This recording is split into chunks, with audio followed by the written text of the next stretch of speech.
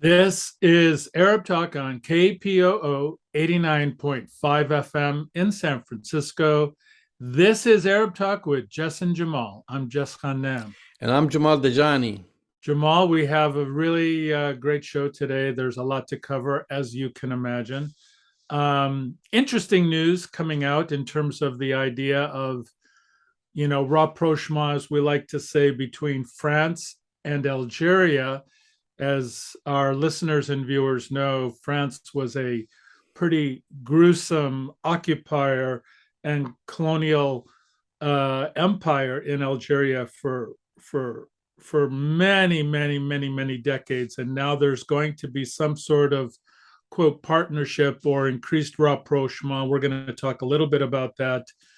Again, the apartheid state continues to make noises about interfering with U.S. foreign policy yet again. We're going to talk about the foreign minister and prime minister telling the United States that they should scrap the Iran nuclear deal.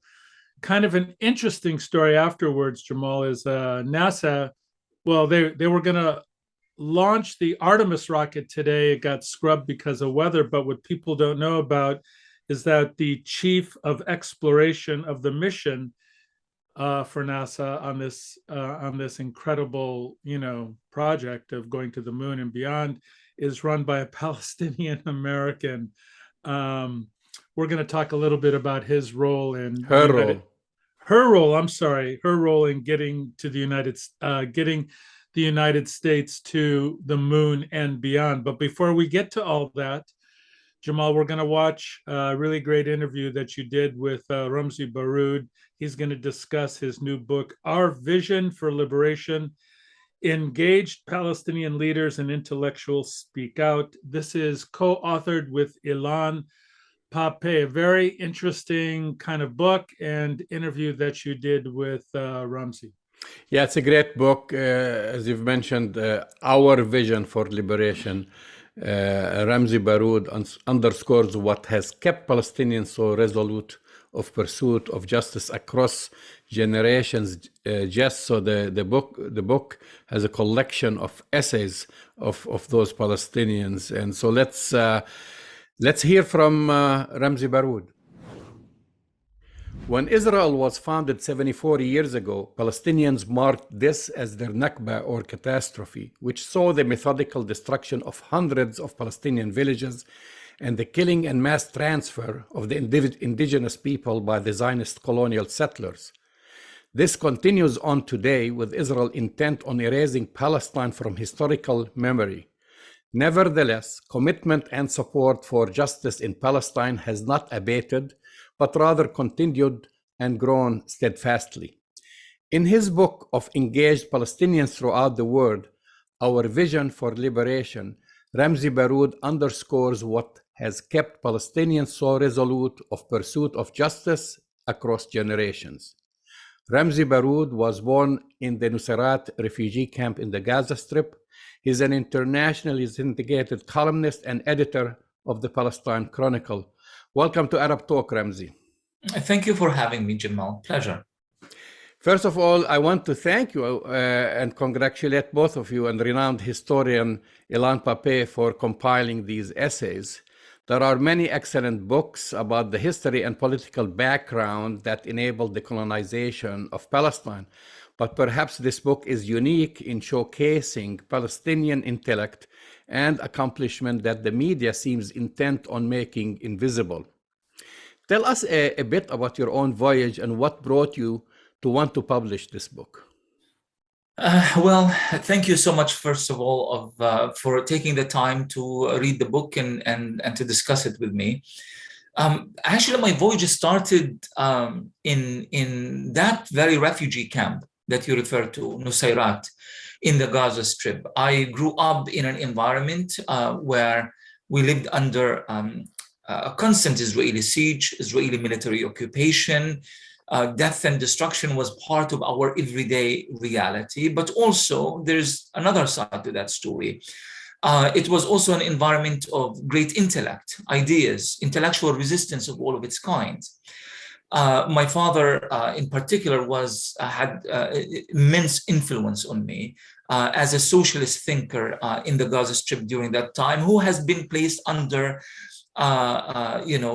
travel restrictions and by the Israeli occupation for many years. So I kind of grew up in this environment of what we call engaged intellectuals. These are people who are not just theorizing and speaking about solutions and visions and ideas with no real connection to reality. We are talking about people who are very much involved in the everyday acts of resistance, regardless of the kind of resistance we are talking about, be it armed resistance, being popular resistance, be it intellectual resistance, education, music, art, and so forth and so on. That was the case until I left Palestine in my early 20s.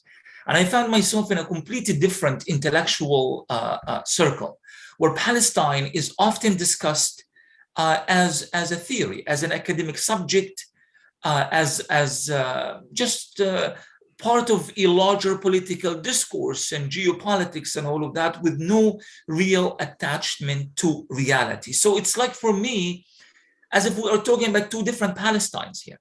And I know that this is not just for me, but for many Palestinians who have this kind of this dual experience, living in Palestine, living in the West Bank, in Gaza, Palestine 48, in South Lebanon, in Yarmouk and other refugee camps in Syria, where we kind of saw a different manifestation of Palestine than the Palestine that we found at the University of Chicago and the University of Washington and in American news and Western media. It's a completely different reality. So for me, the challenge, and for many years, has been, how do I convey that narrative of the real people living the real experience? And I have all of my books really been dedicated to people's history. This book in particular was different, because what we wanted to do and to say is that we Palestinians cannot be just seen as victims. We are also can be the source of that intellect. We can emanate, and we can provide ideas to what needs to be done in order for us to obtain our freedom. We don't need to wait for someone else to offer us solutions. We can do that on our own. As a matter of fact, that was going to be my next question, because at the beginning of the book, you talk about the tendency for Palestinians to lament the failing of other Arab countries to rise to defend the cause. But you counter that with the famous quote by Che Guevara, that it is the people who liberate themselves. Is that what you wanted to speak to? That's precisely what I wanted to speak to, and also because of the added experience and understanding of other historical national liberation experiences around the world. I don't think there is a single experience of one nation that has been truly liberated by outsiders. Whether in terms of material support or in terms of ideas, intellects, visions. It is real liberation is homegrown. It's always been the case. It's been the human experience, not just modern historical experiences, but throughout history. Palestine cannot be the exception, and it's not the exception. And that's what we really needed to delineate in the book. And so the question that we really raised here is, if you take that question to engaged, organic Palestinian intellectuals living that experience on a daily basis and ask them, how do you see the flow of history? How do you see your country becoming free and liberated? But don't just answer that question at a theoretical level. Answer that question based on your own personal experiences in whatever field of study, work, and activism, be it historians, be it diplomats, be it artists, singers, be it grassroots community mobilizers in the West Bank, and so forth and so on. And the answers are something that we are completely not used to in discussing the Palestinian-Israeli discourse. Let's talk about the vision for what you wanted this collection to represent to leaders. I recognize some of the names, or have actually met some of them: Haneen Zoghbi, Ghada Karmi, Sam Al Aryan. But I see that you include a very diverse cross-section, both geographically and in area of expertise. Tell us what guided your selection. That's a very good question, but also a very difficult question to answer. And let me just give you a little preface regarding this question. You know, once in a while, we ask our friends, our solidarity activists in various parts of the world, you are holding a conference in which you don't have a single Palestinian, and the conference is about Palestine.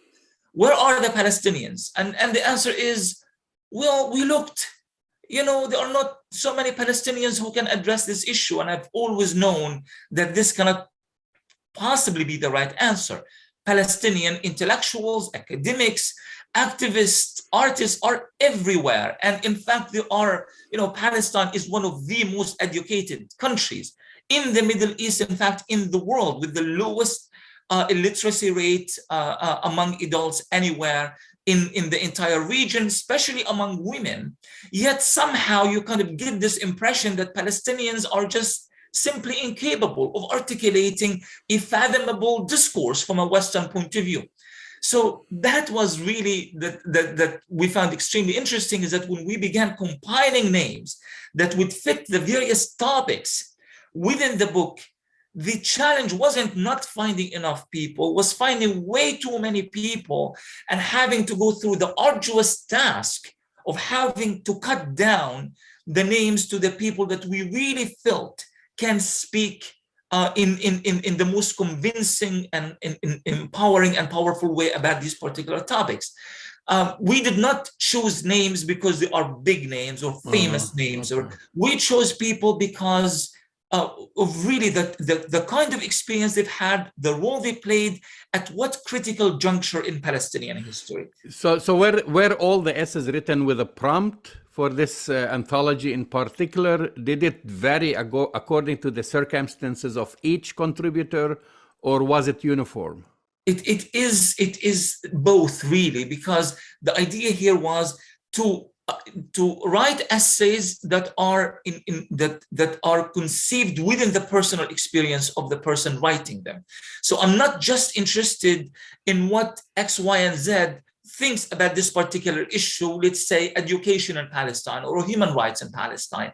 I'm also interested to know how that person himself or herself interacted with that very issue. So that means I need to know everything about you, well, as much as possible, your upbringing, your family, your early ideas, how these ideas have changed and morphed and evolved throughout the years, and so forth. So that's one thing. But what we ended up having is that despite the fact that these Palestinians come from various ideological backgrounds, religious backgrounds, definitely very diverse geographic backgrounds, but also class differences, yet somehow it felt as they are all contributing to the same vision, despite the fact that they did not coordinate. And some of them requested, can we talk to one another? And the answer was no, because that kind of defeats the whole purpose of the book. So I was going to ask you actually about what was your criteria for organizing and categorizing the essays? Did you decide on them in advance of selecting the contributors, or did it become apparent to you after you read them all, like who the placement, how you were going to organize it all together and weave it to have this nice flow in it? Right. So it began conceptually. We came up, what we perceived from an academic point of view to be a valid approach. Let's look at history. Let's look at language. Let's look at society, and so forth and so on. But once we start assigning names to topics, we began realizing that a lot of these things would have to be reworked.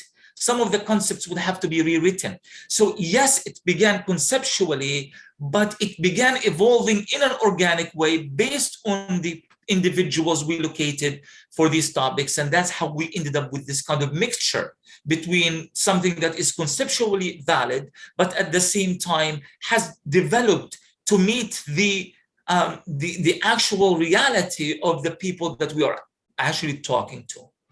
Can you provide few examples of people who speak in this book to illustrate how diverse the perspectives are that you include? You have people involved in preservation of culture, such as tatreez, weaving, politics, archaeology, and so on. Right. So Palestine is not a it's not I am pro-Palestine, I'm anti-Palestine. It's not a reductionist term that a feeling that you have, good or bad. Palestine is not a one state versus two state solution, and Palestine is not Hamas versus Fatah. Palestine is far more diverse and far more rooted in history and in culture and in reality than all of this. Palestinians know this, but others quite often do not, unless they are truly immersed in Palestinian culture. So if you are talking about resistance, for example, resistance is not about guns and bullets. If it's about guns and bullets, there are more guns and bullets with the Palestinian Authority, for example, than in Gaza. But you don't see so much armed resistance in the West Bank as much as you see in Gaza. So obviously there is something else involved in shaping the concept of resistance. So we needed to expand all of these elements. For example, tatreez, embroidery. How is embroidery and how is the Palestinian thawb in particular, the traditional Palestinian dress for women, how is it part and parcel of an attempt at cultural preservation? How does it interact with Palestinian identity? Why is it a symbol of resistance? And why is it very important? In order for us to do that, we talked to a collective of Palestinian embroidery makers in the UK and in Palestine, who communicated to us how they use embroidery as a form of cultural preservation. For example, on the section called Origins and Memories of Liberation, for example, we wanted to talk about not Palestine as Palestine 48, because Palestine, believe it or not, did not exist the moment that the Zionist movement was formulated in Europe. And it wasn't the Zionists who put us Palestinians on the map. Palestinians have existed for thousands of years prior to the existence of the Zionist movement. So the first question is, let's talk about that Palestine, the Palestine that existed prior to the Zionist movement. And that's where quite a famous Palestinian archaeologist, Professor Hamdan Taha, came to talk about the role of archaeology in liberation. So it was kind of almost like a thread. You kind of start in a certain way and you kind of move in a logical direction. From there we went to, okay, so now we have our history. How do we articulate it? That's where Professor Ibrahim Oude came to talk about the pursuit of liberation through language. And then we talk about the media. And then we talk about the diaspora. Are these elements and concepts relevant to diaspora? We went all the way to Santiago, Chile, to talk about to Anwar Ma'louf, the head of the Palestinian community until very recently in Santiago, to talk to us about how all of these elements have shaped the collective understanding of his community of Palestine and Palestinian identity, and so forth. We tried not to create divisions like we need this number of men, this number of women, not at all. But at the end of the day, we actually ended up with more female contributors than male contributors. But this was all done not for the sake of political correctness. It was all done organically. These are the people who are most qualified to discuss these issues. And this is what we ended up with. How has the book been received? You received excellent reviews from many notable people such as Angela Davis and John Pilger. We were very blessed with that kind of, and by the way, before I even tell you about that, I want to mention that we intentionally did not seek Palestinians to endorse the book. The Palestinians are the ones who are developing the narrative, and people who outside Palestine in various solidarity movements around the world are the one providing the endorsement, as if our way of saying a genuine, authentic Palestinian narrative on liberation has to be developed by the Palestinians themselves. And the solidarity movement is there to give us validation, to give us space, to create elements of intersectionality so that we can take that liberation message to the rest of the world and take it globally. And indeed, we were very blessed with the kind of endorsements we received. Rani Castro's, Angela Davis in particular.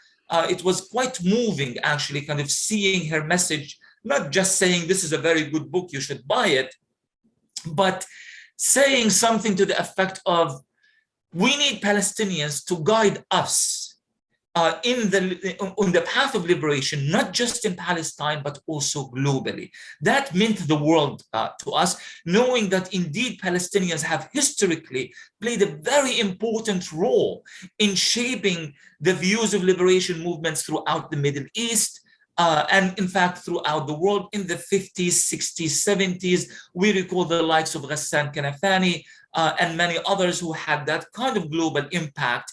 Unfortunately, in recent years, the Palestinians have been relegated and confined to very specific, limited political discourse and language in Palestine itself. Seeing Palestinian intellectuals breaking free from these confines and taking their message globally, and the likes of Angela Davis validating that and seeing that as a return to the accurate role that should be played by Palestinian intellectuals was very, very validating. Before we go, tell us about some of your other projects to further justice for Palestine, for example, the Palestine Chronicle.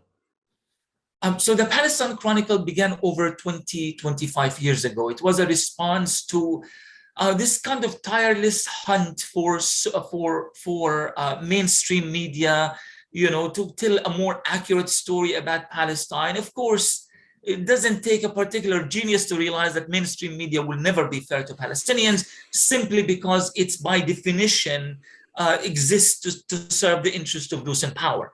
And since Palestinians are not in power, mainstream media, corporate media will not come to our rescue. It is these programs like yours, it's the Palestine Chronicle, it's the Electronic Intifada, it is this kind of alternative media outlets that is set to create that paradigm shift, but slowly, through grassroots education, mobilization, and so forth and so on. We've been doing this for 25 years.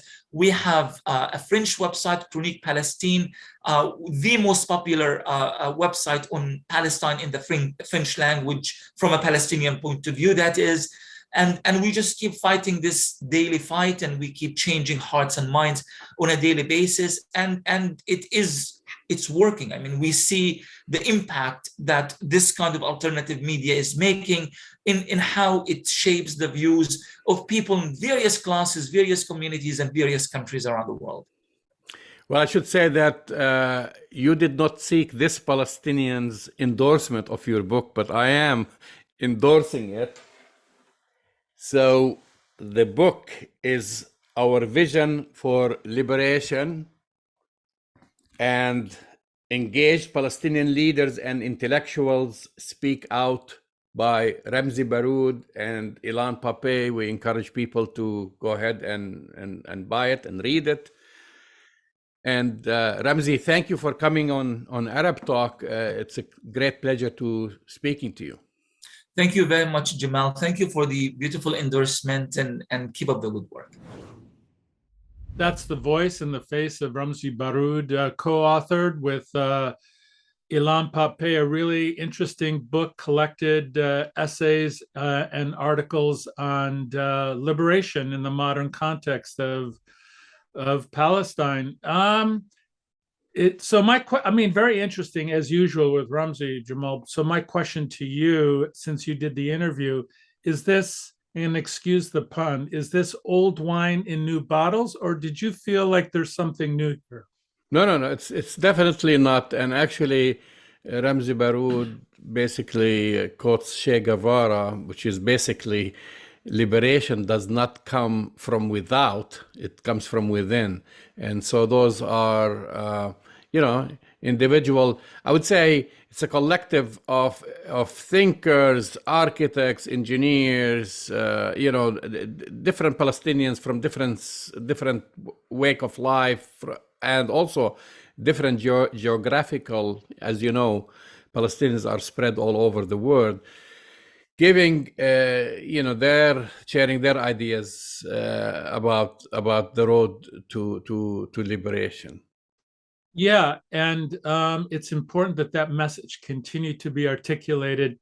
I'm I was really am pleased to see that there's a collaboration between Ramzy and Illan Pappe, both really important thinkers in the modern context. Broad range of discussion from Palestinians in Palestine and in the diaspora, kind of speaking about this, but kind of an interesting and timely coming out of this book in the larger context, Jamal. And speaking of liberation, by the way, it seems that how do we say this, man? It's just like would do we? It's like does the do people who've been oppressed by a colonizer, is there any opportunity to trust that colonizer when they make an attempt at rapprochement? We see, historical evidence of this where it's failed miserably, obviously. And in the question of Palestine, obviously, we're not even close to that having any rapprochement between, an apartheid state that is actively, oppressing an indigenous people. But it's kind of interesting to hear what Macron is doing in relation to Algeria now. Makes me a little skeptical. I'm not sure what the Algerians think. Well, that's actually, we'll talk about that because there's a lot of thoughts floating around this issue. And so for our listeners and viewers who are not familiar with the situation, so Francis Macron basically seeks ties with Algeria beyond, and these are painful history ties with Algiers, and that's the timing of it, because you mentioned about the timing. Yeah. This is very important because this is there is an increasing demand for gas amid the war in Ukraine. We talked about that many times. Right. And rapprochement is good if you apologize and make amends and pay reparation and whatever. So we'll talk about this because there have been signs of rapprochement, or I would say French overtures of their idea of rapprochement, but it's not the full picture because number one, there hasn't been, and I would say there hasn't been an official apology. You talked about the decades, over 130 years of brutal French colonization of Algeria and the death of over 1 million through that whole process. Right. So leading eventually to the bitter war of independence that ended in 1962. I mean, the Algerians paid dearly, and that's why a lot of times there is a comparison going on between the last, the last colonization of the Middle East is now ongoing through Israel, and before that it was the war of independence of Algeria, and how they've managed to basically drive away. And because that's kind of why we talk about those in comparison, because they both represented settler colonialism. There is colonialism, which we know, like taking over the country's resources, etc. But France really considered Algeria as part of France. It literally annexed it and had no intentions of leaving it forever. Right. And transferred its population there, living there, until they faced resistance. And that's how they managed, basically, the Algerians to liberate themselves. So now, I mean, the timing, you're talking about the ties with Algeria. Yeah, I mean, it's the timing. Macron is facing election challenges, obviously. We'll talk about the price of oil. Algeria is rich in gas and oil, obviously. But I don't know, man. I don't see the reparations. I don't see the apologies.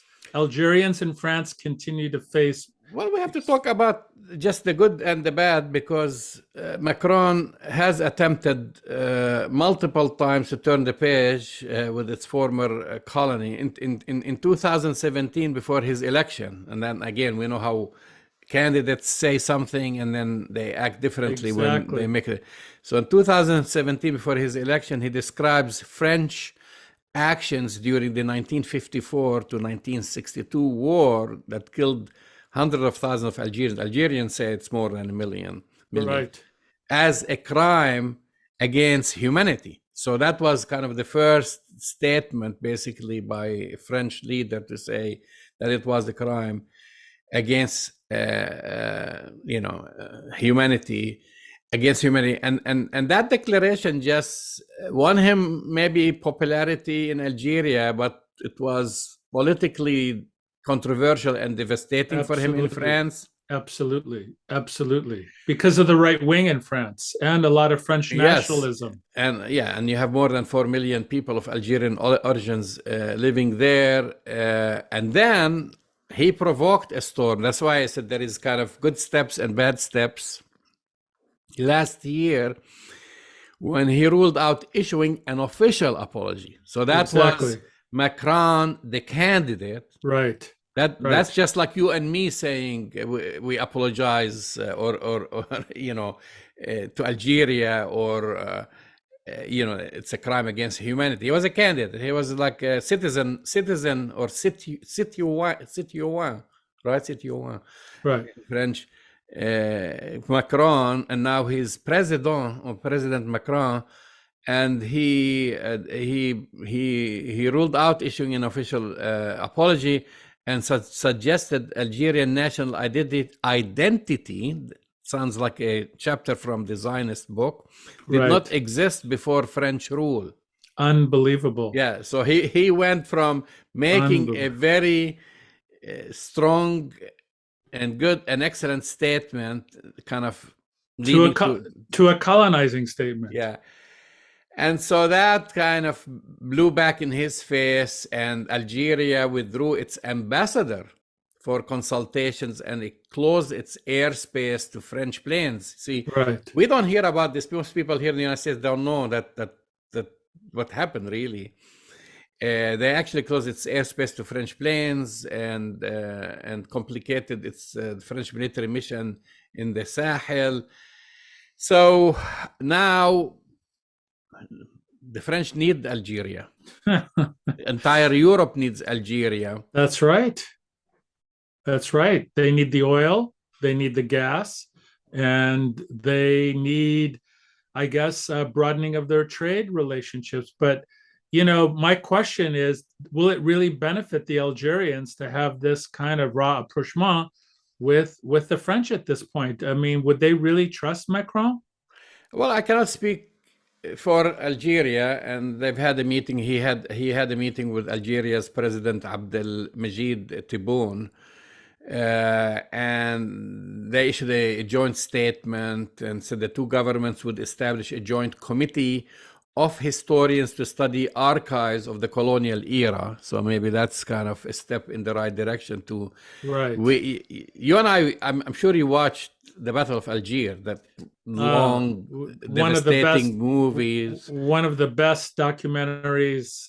Which was banned in France for many years because it shows you. No, it was amazing, painful, but really an amazing film. So maybe it's a step in the right direction to show, because up till today, yes, there are thousands of Algerians who went missing, and their families don't know what happened to them. Were they but you killed? Were they executed? Where did they bury them? The mass graves, etc. Exactly, mass graves, disappearing.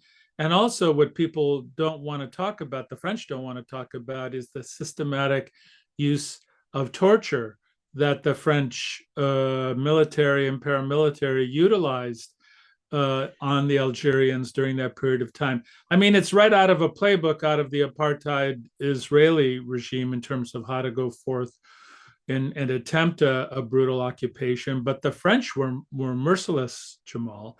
They ravaged Algeria. They plundered its natural resources. They have yet to apologize. There's no reparation there's no truth and reconciliation process that's initiated.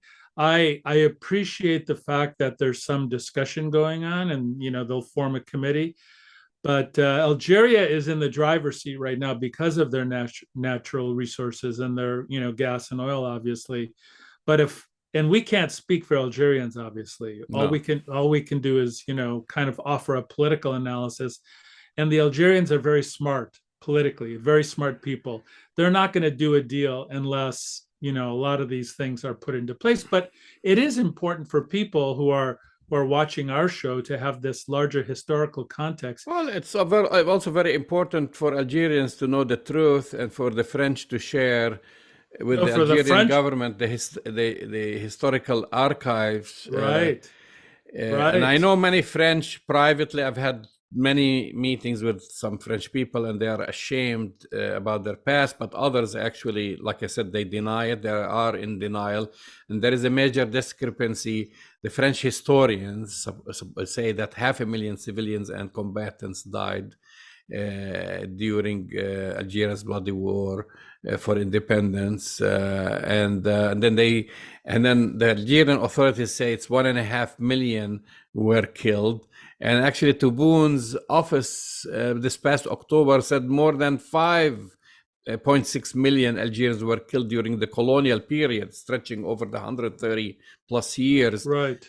So at least let's come up with the facts. I don't think France should keep burying its head in the sand and ignoring this bloody and dark chapter of its history. Well, that's exactly right, Jamal. But here's another angle to it. That bloody and dark history is living itself out in France right now, with the Algerian and Muslim population from North Africa in France right now. I mean, Macron, whatever you want to describe him as a politician, he's running on a nationalistic kind of platform right now, and they've banned the hijab. They've done some really outrageous things. Islamophobia runs rampant and is really nasty in terms of its racism against Algerian descendant folks in France right now, and that and immigrants in general, basically. Well, immigrants in general, but and just when you go to France and you even to progressive Paris, you see that kind of dark side of the colonial and nationalistic French racism and Islamophobia everywhere. So, I mean, I'm skeptical. We want to support what the Algerian people want from this. We kind of know what they want. They want an apology, they want reparations, and they want the truth. So if those three things are met, and the Algerians are comfortable with this, we shall see. Moving on to the next story, Jess, and this is something we talked about again and again, going all the way back. How many times are we going to talk to Netanyahu's theatrics at the United Nations, right. Holding that drawing, cartoon bomb. Yeah, drawing, that cartoon. To now, the representatives of apartheid Israel are back at it, trying to drag the United States into war or into confrontation with Iran.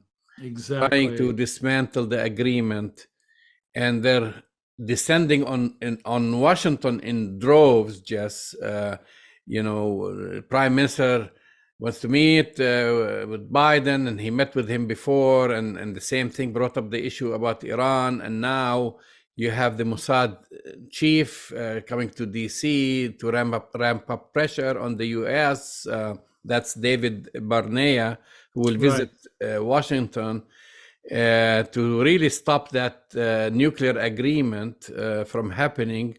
And not only this, but he's actually, this guy, because I've been reading about his press statements, he is he's attacking the Biden administration. He's been really Right. disrespectful, criticizing the Biden administration's policy on the agreement, and said that he was certain a nuclear deal was done. I know, Jamal, we continue to talk about this. We've talked about it endlessly, during the Netanyahu regime, under this regime. Bottom line is, from my perspective, it's in the United States' best interest to do this deal with the Iranians. Full stop. I also, just a quick reminder, so we end this topic and move on. It's, here's the funny thing. Apartheid Israel is not, and I say is not, a party of the Nuclear Non-Proliferation Treaty, NPT, and has not accepted IEA safeguards on or monitors to come in and take a look at their nuclear arsenal, which some people described as the third or fourth largest nuclear arsenal in the world. So who are they to say? Exactly. And they have more than 100 nuclear warheads, and they keep at it. And during Netanyahu, remember when we were talking, we were afraid that we're going to be dragged into a war. Well, here we go again, Jamal. The apartheid regime wants to act against the U.S. strategic best interests, as they have been historically, and yet again, because it's in the U.S. as well as the Iranian interest, by the way, to do this deal. And so, we shall see. I think that the Biden administration is going to go forward with this deal, because probably what the apartheid regime will do, Jamal, is what they've been doing the last number of years anyways, is doing these clandestine attacks to undermine the Iran scientific community and the medical use of their nuclear capability. But we shall see. That's right. You're listening to Arab Talk on KPOO San Francisco, 89.5 FM. And here's a good story, Jess. Yeah, it is a good story. NASA's Chief of Exploration Mission and Planning, Nujud Fahum Veransi, Palestinian American, Jess. It's amazing. And she's brilliant. You got to be brilliant to get this position anyways, but she's a brilliant astrophysicist and scientist, man. This is really a great story. But how come we never heard about this before? Well, now, because more in the news, we have that man, or the Americans are returning to the moon, and not only this, but it's going to be the first woman going to the moon, and the first person of color also going to the moon. So this is first. Today they were supposed to have the maiden flight, which is part of NASA's Artemis program. I guess it was going to go this morning, but it got scrapped and may not happen again until Friday because of a leak in one of the rockets. Yeah, this is in preparation. So this was spinning around the moon, but in the long term, this is in preparation to a trip to Mars.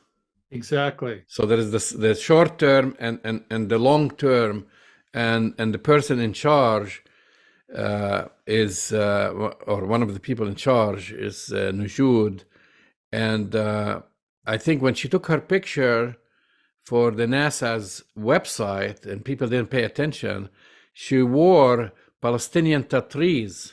Wow! Just for her headshot, inspired by Congresswoman Rashida Tlaib. So there was a report about this a couple of years ago, and she wore the blazer embroidered with the Palestinian tattoos. And also, if you go to her, I think, Twitter account, she identifies herself, her position as chief, blah blah blah.